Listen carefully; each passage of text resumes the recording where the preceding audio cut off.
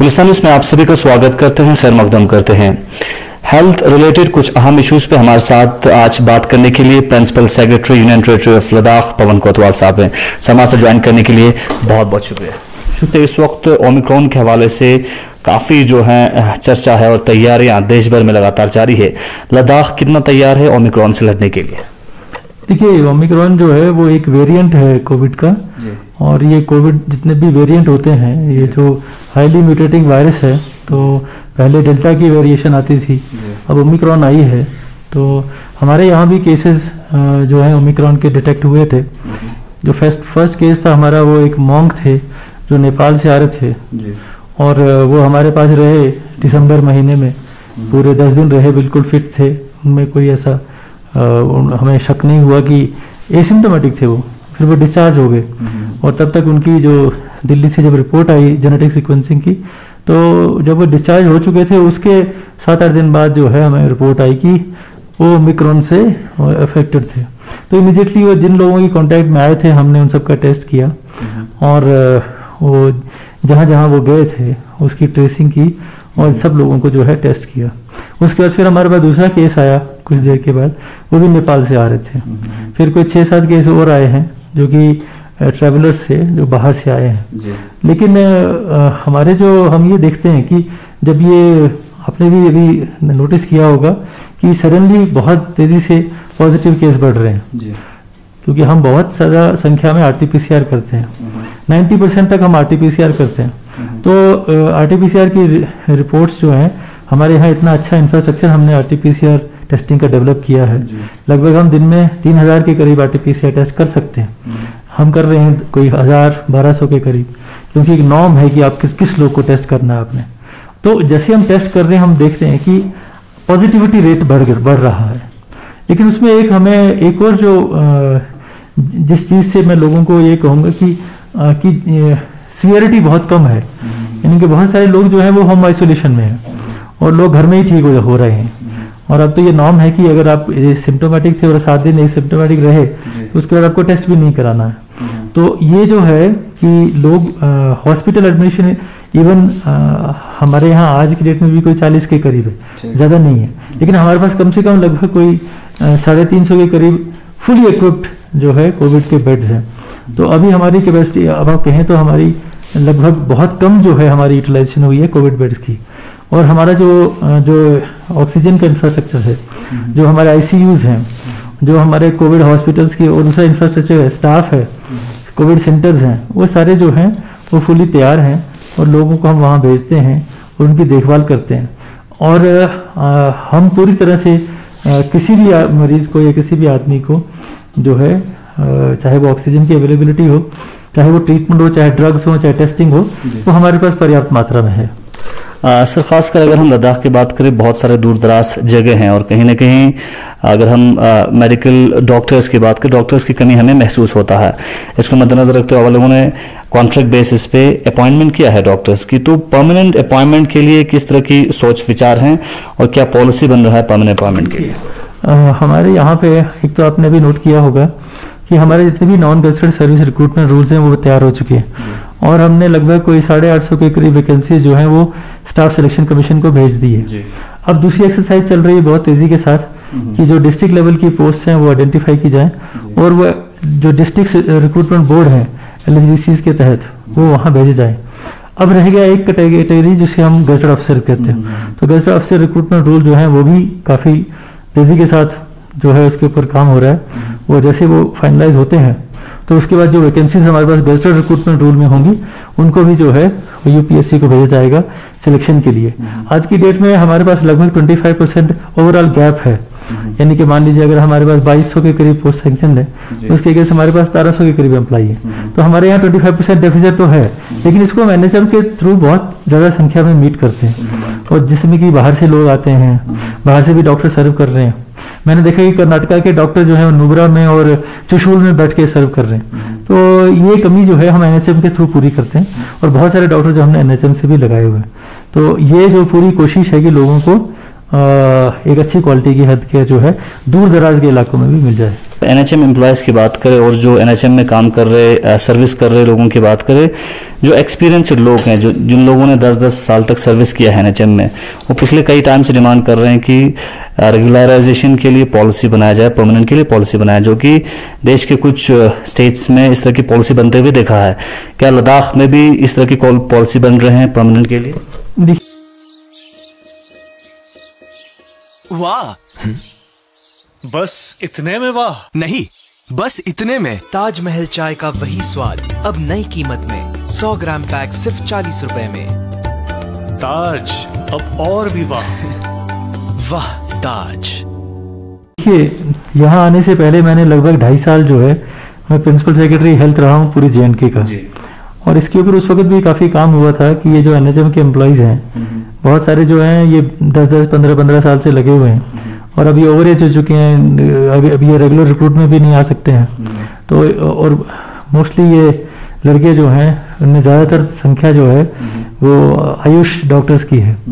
तो इनके लिए हमने काफ़ी स्टडी की थी उस वक्त भी कि क्या किसी स्टेट ने इनको रेगुलराइज किया है। तो ऐसा तो मेरी नॉलेज में नहीं आया था, क्योंकि इन लोगों ने बहुत, क्योंकि स्ट्राइक भी करते थे, इन्होंने कोई एक बार तो लगातार कुछ काफ़ी देर स्ट्राइक भी की थी, लेकिन इनसे बातचीत हुई थी, हम इनकी प्रॉब्लम समझते हैं। तो हमने इनकी तनख्वाहें भी काफ़ी उस वक्त फिर बढ़ाई थी, इनको एश्योरेंस दिया था। लेकिन ये बात जरूर सही है कि ये जो लड़के जो ऑलरेडी लगे हुए हैं, जो बहुत देर से सर्व कर रहे हैं, तो अब उनको किस तरह से करना चाहिए, एक पॉलिसी लेवल है, वो पॉलिसी शायद अभी उस पर काम हुआ था काफ़ी हद तक जब मैं था वहाँ प्रिंसिपल सेक्रेटरी। आई होप कि कुछ वहाँ से निकले, और जब वो निकलेगा तो हम कुछ उसको भी स्टडी करेंगे और कुछ यहाँ की भी हालात देखेंगे कि यहाँ बच्चों में क्या है। तो होता क्या है कि जैसे मान लीजिए अब आपकी जो 2 किस्म की ही पोस्टें आएंगी ना, एक आएगी मेडिकल ऑफिसर MBBS, एक आएगा मेडिकल ऑफिसर आयुष। दोनों सेपरेटली पोस्ट जो है वो क्रिएट होती है। एक आयुष सिस्टम में क्रिएट होती है क्योंकि उनका डायरेक्ट रेट अलग होता है, एक MBBS में उनका डायरेक्ट रेट जो नॉर्मल जिसे हम एलोपैथिक कहते हैं। तो अब वो जो पोस्ट है, मान लीजिए आयुष में अगर हमारे पास 15 हैं या 20 हैं, तो जो बच्चे नए आए हुए हैं वो कहते हैं कि भाई इसके ऊपर हमारा भी क्लेम है, आप ये कैसे रिजर्व कर सकते हैं किसी और के लिए। तो ये कन्फ्लिक्ट है कि जो फ्रेशर्स हैं जिन्होंने NHM में एंट्री पहले नहीं ली, वेट करते रहे कि हम रेगुलर एम्प्लॉयमेंट करेंगे PSC के थ्रू, उनका इंटरेस्ट भी प्रोटेक्ट करना है। और सुप्रीम कोर्ट और हर कोई भी कोर्ट जो होगा वो ये मानेगा कि जब आपके पास कोई फ्रेश वैकेंसी है, उसको ओपनली ट्रांसपेरेंट तरीके से आप उसकी सिलेक्शन करिए, उसमें किसी एक पर्टिकुलर ग्रुप को आप बेनिफिट नहीं दे सकते हैं। लेकिन फिर भी इन सब के होने के बावजूद भी जो उनकी अभी सिक्योरिटी है, जो NHM की सिक्योरिटी है, हम उनसे हमेशा ये कहते थे कि ये स्कीम जो है हेल्थ सेक्टर तो चलता ही रहेगा, चाहे और सेक्टर गवर्नमेंट जो है बेशक आहिस्ता आहिस्ता उसमें से थोड़ा अपना कम करेगी अपना रोल, लेकिन हेल्थ, सोशल वेलफेयर, ये सेक्टर और एजुकेशन, ऐसे कुछ सेक्टर हैं जो प्राइमरी एजुकेशन या मिडिल लेवल की एजुकेशन या हायर एजुकेशन, कुछ ऐसे सेक्टर जिनको सोशल सेक्टर्स कहते हैं, ये हमेशा रहेंगे, इसके ऊपर एक्सपेंडिचर बढ़ता रहेगा।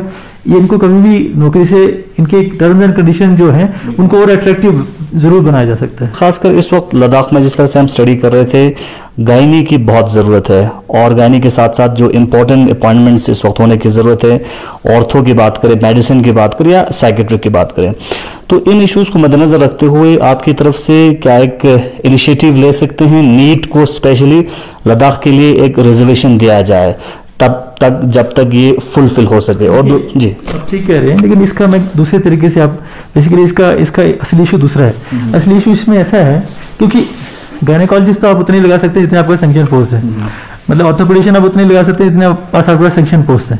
सैंक्शन पोस्ट के बियॉन्ड अगर आप लगाना चाहते हैं तो फिर आपको नई पोस्ट क्रिएट करनी पड़ती है, वो लंबा इशू है।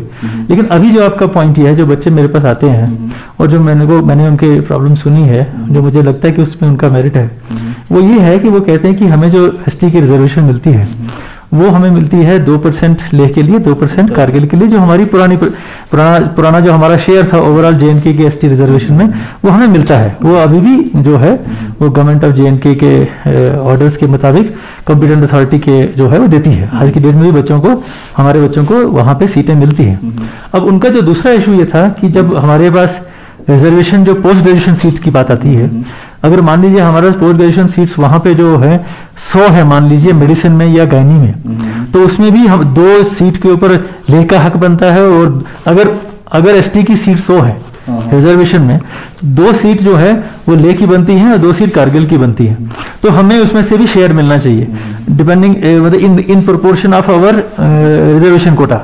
तो वो मैंने उनके उस वक्त जो कंप्यूटर अथॉरिटी के चेयरमैन थे, मैंने उनसे ये मुद्दा उठाया था। मैंने कहा जब आपके पास डिसिप्लिन वाइज जब आपके पास पोस्ट ग्रेजुएशन सीट्स आती हैं तो उनको भी उसी रेशो में बांटिए जिस रेशो में इनका रिजर्वेशन है। मान लीजिए अगर आपके पास 50 सीट हैं, इसका मतलब 1 सीट जो है वो लेह की है इसमें और 1 सीट इसमें कारगिल की है गांधी में, तो इनको वो जरूर मिलनी चाहिए। ऐसा नहीं होना चाहिए कि अगर इनका मेरिट कम है तो आप इनको रिफ्यूज करें और दूसरों को एडजस्ट करें कि भाई चलो अब आपके लिए यही सीट बची है, आप इसी में गुजारा कर लो। तो ये हमने उनके साथ टेकअप किया था, वो कहा था कि हम इसके ऊपर जो है वो करेंगे। हम भी चाहते हैं कि यहाँ पे बच्चे जो हैं वो इन जो खासकर जो रिप्रोडक्टिव चाइल्ड हेल्थ, आजकल तो सारा स्ट्रेस जो है मदर एंड चाइल्ड हेल्थ पे है, तो और जो गांव में भी जो दिक्कत होती है वो डिलीवरी के टाइम पे ज़्यादातर होती है, जो इमरजेंसी सारी डिलीवरी के टाइम पे होती है, तो इसलिए हमें अच्छी गायनेकोलॉजिस्ट की बड़ी ज़रूरत है। तो हम चाहते हैं कि हमारे बच्चे जो हैं ज़्यादा से ज़्यादा इन ऐसी सर्विसेज में, ऑर्थोपेडिक्स में, एनेस्थीसिया में जो है और गायनी में इनको जो है अपना शेयर मिले। पैरामेडिक्स जो स्टूडेंट्स हैं उनकी काफ़ी कंसर्न है रजिस्ट्रेशन को लेकर, क्योंकि लद्दाख में अभी पैरामेडिक्स काउंसिल नहीं बना है और वो डिमांड कर रहे हैं कि उनके लिए पैरामेडिक्स काउंसिल जो है वो बनाया जाए, क्योंकि इस वक्त वो लोग ना केमिस्ट क्लिनिक खोल सकते हैं, केमिस्ट खोल सकते हैं या कहीं सर्विस कर सकते हैं। ये बहुत ज़रूरी चीज़ है। देखिए जब ये यूटी बना, 2 यूटी बने, तो हमारे यहाँ पे पहले एक JNK फार्मेसी एक्ट हुआ करता था। JNK फार्मेसी एक्ट 2014 के मुताबिक क्या था कि उसमें मेडिकल असिस्टेंट को भी हम फार्मासिस्ट रजिस्ट्रेशन करते थे। तो जब मेडिकल असिस्टेंट की ट्रेनिंग करता था, जब वो रिटायर हो जाता था या मान लो उसको नौकरी नहीं मिलती थी, तो वो फार्मासिस्ट का लाइसेंस ले लेता था और अपनी छोटी सी दुकान खोल के अपना गुजारा करता था।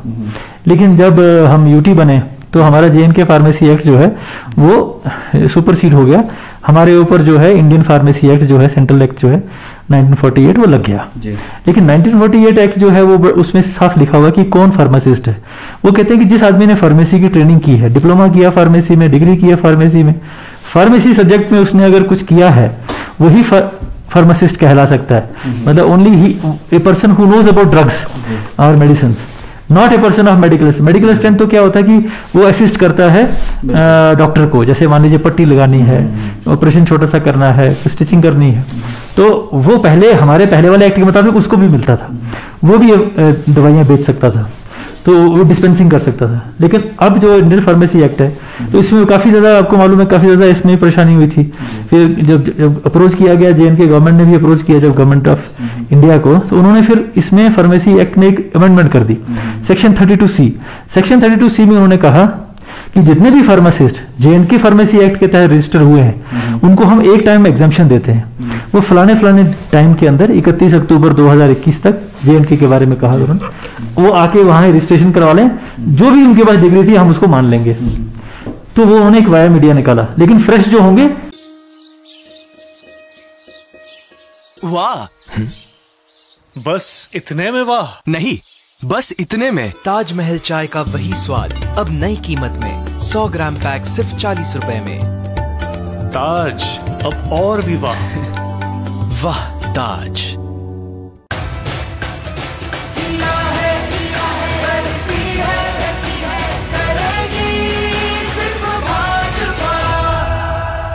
वो as per the Indian pharmacy act के तहत चलेंगे। वो अकॉर्डिंगली हमारे यहाँ एक बात चली कि भाई हम क्यों ना हम भी JNK फार्मेसी काउंसिल के साथ एफिलिएट हो जाएं, क्योंकि बहुत सारी जगह ऐसे हुआ है कि जहाँ छोटी सी कोई अगर यूटी है तो एक बड़ी यूटी या बड़ी स्टेट के साथ जो है वो एफिलिएट हो जाती है, और वो एफिलिएशन में फिर वो है कि वो थोड़ा बहुत जो भी उनका फीस वगैरह तो देनी होती है हर एक ने, तो वो भी हमारा काम करते हैं, मतलब वो हमारी रजिस्ट्रेशन बच्चों की करते हैं। हमारे यहाँ हमने भी बड़ी कोशिश की JNK फार्मेसी काउंसिल के साथ, बहुत डिटेल प्रपोजल गए, बहुत मेहनत की, लेकिन अल्टीमेटली हो ना पाया। अब हमने ये सोचा है कि हम JNK फार्मेसी, जो इंडियन फार्मेसी एक्ट के तहत हमारे HLG साहब को पावर्स हैं अपनी फार्मेसी काउंसिल बनाने की, हम अपनी फार्मेसी काउंसिल जल्दी बनाएंगे और जो है इन बच्चों को रजिस्टर करेंगे। और लेकिन इनको करेंगे जो वो 32C वाले बच्चे रह जाएंगे, फिर भी उनके लिए हमने गवर्नमेंट ऑफ इंडिया को अप्रोच किया कि हमें अभी 1 साल का और वक्फा दीजिए इनको रजिस्टर करने का, वो प्रपोजल गया हुआ है। तो मेरी पूरी उम्मीद है, क्योंकि ये सबसे बड़ा कंसर्न है हमारा आज की डेट में एज ए ड्रग कंट्रोलर। मेरा जो ऑफिसर ड्रग कंट्रोलर है वो, उसको तो कानून तरीके से तो वो दुकान बंद करनी है, क्योंकि उस बंदे का लाइसेंस जो है वो लैप्स हो चुका है। लेकिन अगर दुकान बंद करता है तो यहाँ हाहाकार मच जाएगा। तो ये एक बहुत बड़ी हमारे लिए जरूरत है इस वक्त कि हम अपने सारे जो फार्मासिस्ट जो एटलीस्ट जो पहले रजिस्टर हुए थे, जिनकी दुकानें चलाते हैं जो लोग, वो जो है वो चलती रहें, ताकि यहाँ क्राइसिस जो लोगों के लिए ना पैदा हो। और आई एम वेरी होपफुल कि जल्दी हम अपनी फार्मेसी काउंसिल बना देंगे, और फ्रेश को तो हम कर लेंगे, वो तो हम इंडियन फार्मेसी एक्ट कर सकते हैं। अब जो 32C वाले हैं, क्योंकि वो लास्ट जो उसका डेट था JNK फार्मेसी के लिए वो 31 अक्टूबर था, वो तो चला गया कब का। अब हमने गवर्नमेंट ऑफ इंडिया को कहा कि हमें 1 साल का और टाइम दीजिए, ताकि हम जो है जब अपनी काउंसिल बना लेते हैं तो हमें भी 1 साल टाइम मिले। हमारे पास कुछ 600-700 बच्चे हैं, तो हम उनको भी रजिस्टर करें। मेडिकल हेल्थ की बात करें, मुख्तलिफ एडमिनिस्ट्रेटिव पोस्ट्स पे जो इस वक्त लोग हैं या डॉक्टर्स हैं, प्रमोशन को लेके किस तरह की स्टेटस हैं इस वक्त, चूंकि जो अहम पोस्ट्स पे देखा जाता है कि इंचार्ज देखा जाता है। देखिए, ये तो प्रॉब्लम डिपार्टमेंट्स की, अब मेरी भी 30 साल सर्विस हो गई इसमें, ये एक क्रोनिक प्रॉब्लम है। होता क्या है कि DPC रेगुलर टाइम पे नहीं होती हैं, सीनियरिटी लिस्ट जो है वो चलो निकलती भी हैं, लोगों के APR टाइम पे नहीं बनते, विजिलेंस क्लियरेंसेस नहीं आती हैं। अब कोई पोस्ट जो है CMO की खाली तो रख नहीं सकते, तो हमें इमीडिएटली, क्योंकि एक दिन भी CMO की पोस्ट हम खाली नहीं रख सकते, एक दिन भी हम डायरेक्टर हेल्थ सर्विसेज की पोस्ट खाली नहीं रख सकते, एक दिन भी हम किसी ऐसे इंपॉर्टेंट जो ये एसेंशियल सर्विसेज हैं इनकी पोस्ट खाली नहीं रख सकते। इसलिए हमें मजबूरन जो होता है, ये हमेशा होता है JNK में, तो मैंने देखा है कि हम उनको इंचार्ज बना देते हैं, लेकिन बनाते सीनियर को ही हैं। ये नहीं कि जूनियर को के सर पे कोई सीनियर बन जाता है, बनता वही आदमी है जो एक्चुअली डिजर्व करता है, लेकिन वो रेगुलर नहीं होता है। उसको हम क्या कहते हैं, वो पीछे वाली पोस्ट ऑक्युपाई करता है, आगे वाले का चार्ज से लेता है, तो पीछे वाली पोस्ट भी ब्लॉक हो जाती है, काम वो हायर पोस्ट पे कर रहा है। तो ये एक मेलेडी है जिसको एक बहुत ही सिस्टमेटिक तरीके से जो है एक रेगुलर DPCs करके हमें खत्म करना चाहिए, और हम करेंगे। गस्टेड नॉन गस्टेड में तो अब रास्ता खुल गया है, क्योंकि हमारे अपने रिक्रूटमेंट रूल बन गए हैं। जहां तक गस्टेड है, जैसे हमारे गस्टेड रिक्रूटमेंट रूल फाइनलाइज हो जाते हैं और हमारी अपॉर्चमेंट अब हो गई है कि कौन डॉक्टर कहाँ रहेगा, कौन डॉक्टर कहाँ होगा। हमारे एम्प्लॉइज का डिवीजन हो चुका है बिटवीन UT ऑफ JNK, और हम पूरी कोशिश करेंगे। इनफैक्ट ये होना चाहिए कि जितनी जल्दी हो सके एक आदमी जो है वो रेगुलरली अपॉइंट होना चाहिए, नॉट कि इंचार्ज बेसिस। लद्दाख के डिस्ट्रिक्ट हॉस्पिटल करगिल की बात करें, जो एग्जिस्टिंग हॉस्पिटल है वहां पे स्पेसिंग की काफी प्रॉब्लम है, कंजेस्टेड एरिया में आता है और मेन टाउन में आता है। जो ऑलरेडी इस वक्त 300 बेड हॉस्पिटल पिछले कई सालों से बन रहा है, वो कब तक फंक्शनल होगा, क्योंकि उसकी काफी अहम जरूरत करगिल के आवाम के लिए है। क्या कहेंगे? नहीं, ये तो आपने सही कहा, मैं खुद वहाँ विजिट किया हूँ कई बार। तो हॉस्पिटल जो है अब वो पूरा भर चुका है, मतलब जो पुराना हॉस्पिटल है वहाँ तिल रखने की जगह भी नहीं है। तो जाहिर बात है कि इसलिए तो ये नया बन रहा है, और इस नए के लिए हमने फंडिंग का कोई हमने कभी कमी नहीं रखने दी। जब हमने इस बार भी हमने इनको 30 करोड़ रुपया दिया था, तो मेरा पॉइंट है कि अभी हमने इनका 40 करोड़ का जो DPR आया था वो अप्रूव हुआ है। तो मेरा यही है कि जल्द से जल्द जो है वो नया हॉस्पिटल जो है वो उसको वो फंक्शनल कर लें, और जो डिपार्टमेंट्स शिफ्ट करने हैं वो जल्दी से शिफ्ट कर लें। और कुछ डिपार्टमेंट तो वहाँ रखने, जैसे कुछ ऐसे डिपार्टमेंट होंगे वो वहाँ रखने की भी, वो भी शहर के अंदर की फैसिलिटी है, तो ये थोड़ा सा दूर है, दरिया क्रॉस करके जाना है, तो वहाँ भी लोगों को कुछ ऐसे डिपार्टमेंट चाहिए होंगे जो बिल्कुल घर के साथ हों, तो कुछ डिपार्टमेंट हम वहाँ रखेंगे। और ये जो इसकी कंस्ट्रक्शन जो है, मैंने DC साहब को भी कहा है, और जो कंस्ट्रक्शन एजेंसीज हैं कि आप इसको जल्द से जल्द खत्म करें, और इक्विपमेंट की कोई कमी नहीं।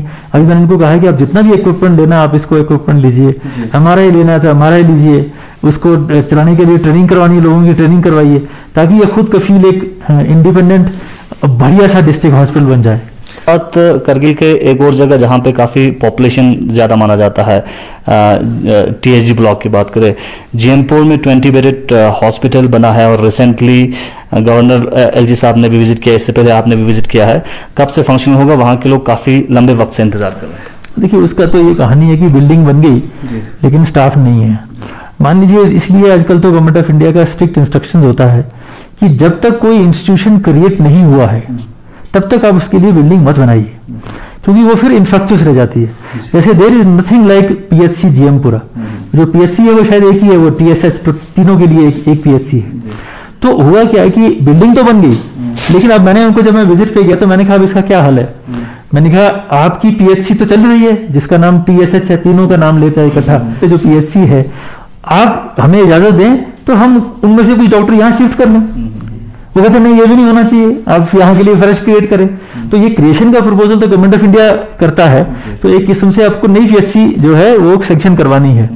तो वो प्रोसेस जो है वो एक लंबा प्रोसेस है, पर वही हम कह रहे हैं, मैं पूरा कोशिश की कि भाई कुछ तो विंग यहाँ शिफ्ट करो, ताकि मान लीजिए अब पीएचसी में स्टाफ ज़्यादा होता नहीं है, तो वो भी उनकी भी मजबूरी है कि जिनके पास ऑलरेडी पीएचसी है वो लोग भी जाने नहीं देना चाहते वहाँ से पीएचसी। तो ये इसका तो परमानेंट हल यही है कि ये पीएचसी क्रिएट हो नई कोई, उसके लिए प्रपोजल जो है हम बना रहे हैं, और आई होप कि जैसे वो क्रिएशन होती है तो फंक्शनल हो सकता है। रेवेन्यू रिलेटेड एक सवाल आपसे पूछना चाहेंगे। स्टूडेंट्स की डिमांड है कि जो नायब तहसीलदार की अपॉइंटमेंट के लिए 25% डायरेक्ट रिक्रूटमेंट के जरिए कहा गया, तो डिमांड करें कि 45% डायरेक्ट रिक्रूटमेंट किया जाए। देखिए ये जो आपकी जो बात है, क्योंकि मैंने कहा ना कि हमारा इस वक्त पहले तो हमारा यही एम था कि जितने भी रिक्रूटमेंट रूल प्रोसेस में थे कि नॉन गेस्टेड के हम उनको जल्द से जल्द बनाएं। तो जब मैं यहाँ आया तो जो क्योंकि होता क्या, देखिए हमेशा सर्विस में क्रिटिकल लेवल पे जो ऑफिसर्स होते हैं, अब इसमें से अगर आप पटवारी कहेंगे वो तो 100% डायरेक्ट रिक्रूटमेंट है, उसका तो कोई मसला नहीं है, लेकिन नायब तहसीलदार में कुछ आप फ्रेश ब्लड लेते हैं, यानी कि ग्रेजुएट बच्चे लेते हैं, और कुछ आप गिरदावर लेते हैं। ठीक है, तो गिरदावरों को भी होता है कि हम भी नायब तहसीलदार बनेंगे। गिरदावरों के पास बेशक क्वालिफिकेशन इनिशियली कम होगी, लेकिन उनके पास एक्सपीरियंस बहुत, तजुर्बा बहुत होता है। और जो नया होता है वो बेसिकली क्वालिफाइड ज़्यादा होगा, नया जवान होगा, लेकिन उसके पास तजुर्बा कम होता है। तो तजुर्बा और नया खून का कॉम्बिनेशन जो है वो आइडियल होता है, और इसीलिए रिक्रूटमेंट रूल में किसी क्रिटिकल पोस्ट के ऊपर डायरेक्ट रिक्रूटमेंट भी होती है और प्रमोशन भी होती है। तो जब मैं यहाँ आया था तो ये रिक्रूटमेंट रूल के काफ़ी ड्राफ्ट बन चुके थे, तो इसमें मैंने इसको फिर 25 किया। मैंने कहा नहीं, इससे कम नहीं होना चाहिए, ठीक है, क्योंकि we want young people but we want also the people who are there. फिर वो तो फिर गिरदावरी, इसको तो कोई बेचारे को इंसेंटिव ही नहीं रहेगा, उसको तो अच्छा काम करने का कोई मतलब ही नहीं, उसको तो अपवर्ड मोबिलिटी तो फंडामेंटल राइट है गवर्नमेंट की सर्विस में। तो फिर हमने इसको 25 किया। अब फ्रेशली रिक्रूटमेंट रूल इशू हुए, अब इमीडिएटली तरमीम उतना करना शायद ना होगा, क्योंकि दोनों इसमें ग्रुप हैं। एक डायरेक्ट रिक्रूट वाले बच्चे हैं जो ग्रेजुएट्स हैं, वो कहते हैं नहीं हमारी पोस्टें क्यों खा रहे हैं, आप इनको क्यों दे रहे हैं, इनको तो ऑलरेडी नौकरी लगी हुई है। तो ये एक बड़ा इसमें बड़ी हिकमत अमली का मसला रहता है, तो उनकी रिप्रेजेंटेशन भी वक्त आने पर देखी जाएगी। सर आखिर पे लद्दाख के लोगों को जो दूर दराज के जगहों में हैं और विंटर में काफ़ी दुश्वारियां देखने को मिलता है, हेल्थ रिलेटेड किस तरह के पैगाम आप उन तक पहुंचाना चाहेंगे, और आपकी तरफ से ऑफिसर्स को किस तरह की डायरेक्शंस दी हुई है लोगों तक हेल्थ फैसिलिटी ग्राउंड जीरो पे पहुंचाने के लिए? देखिए मैं आपको एक बात बताऊं कि हमारी स्ट्रेंथ ये है कि हमारी पॉपुलेशन बहुत कम है, और हमारी वीकनेस हमारी ये है कि ये बहुत दूर दूर फैली हुई है। तो मान लीजिए अगर आप एक घर जो है वो अगर 15 किलोमीटर चल के भी 2 घरों को आपको इंजेक्शन लगाने जाना है, या वैक्सीनेशन लगाने जाना है, या बच्चों को इंजेक्शन लगाने जाना है, या कुछ भी कोई कैंप करना है, आपको 15 किलोमीटर सर्दी में धूप में जाना पड़ता है। तो ये एक हमारे लिए हमारी स्ट्रेंथ भी है और हमारी वीकनेस भी है, क्योंकि अगर यही पॉपुलेशन जो 3 लाख की है अगर वो एक तहसील में हो तो हम वहाँ पे एकदम उनको सब फैसिलिटीज जो है प्रोवाइड कर सकते हैं, लेकिन ये फैली हुई है 60,000 स्क्वायर किलोमीटर के ऊपर। तो इसलिए ये फिर भी, लेकिन मैं आपको दावे के साथ कह सकता हूँ कि हर घर में हमारी पहुँच है, हर घर में हमारी आशा वर्कर हैं, हमारी ANMs जो है वो सर्विस पहुंचाती हैं, हर छोटी सी छोटी सब सेंटर के ऊपर मेडिसिन की पूरी अवेलेबिलिटी है, हर एक PHC के ऊपर मेडिसिन की और इवन एक्सरेज की फैसिलिटीज अवेलेबल है।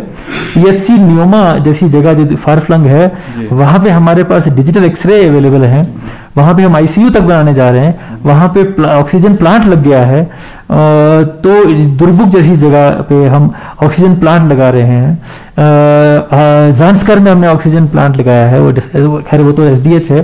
तो जितने भी हमारे फार फ्लंग PHCs हैं उनमें हम बेस्ट इक्विपमेंट, चाहे वो डेंटल चेयर हो, चाहे वो डिजिटल एक्सरे हो, चाहे वो डेंटल एक्सरे हो, चाहे वो और जितना भी इक्विपमेंट उनको चाहिए बेहतरीन से बेहतरीन, वो हम उनको अवेलेबल करवाना चाहते हैं। पैसे की कोई कमी नहीं है। हम तो, मैं हमेशा डायरेक्टर्स को अपने कहता हूं कि आप प्रोक्योरमेंट करिए, आप अपनी चीजें जो हैं, अपने इक्विपमेंट जो है वो जितना अच्छा हो सकता है उतना अच्छा दीजिए और लोगों के पास जो है पहुंचिए।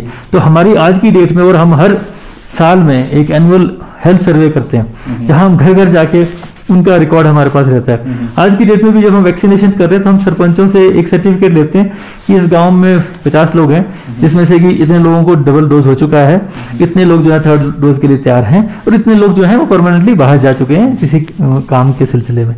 तो हमारी पहुंच जो है वो हर घर तक है। कोई भी आदमी जो है विदाउट सर्विस जो है हमने नहीं रखा हुआ है, लेकिन चैलेंजेस जो हैं वो हैं कि आप जब फार फ्लंग एरियाज में सर्विसेज पहुंचाने के चैलेंज तो हैं। चलिए, बहुत बहुत शुक्रिया।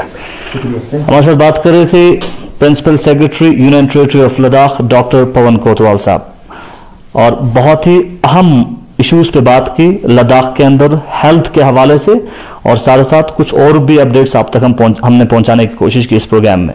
बने रहिए गुलिस्तान में सब पल पल के अपडेट के लिए।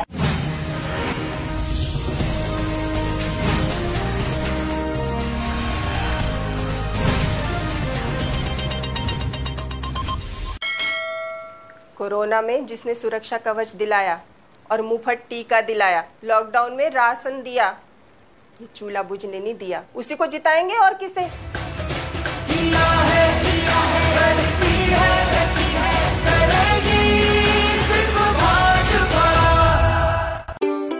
कैसी हंसी मुस्कानों की धुन, जिंदगी मक्खन, खोलो ढक्कन डूबी जिंदगी मक्खन, अमूल बटर, पतली पतली डिलीशियस।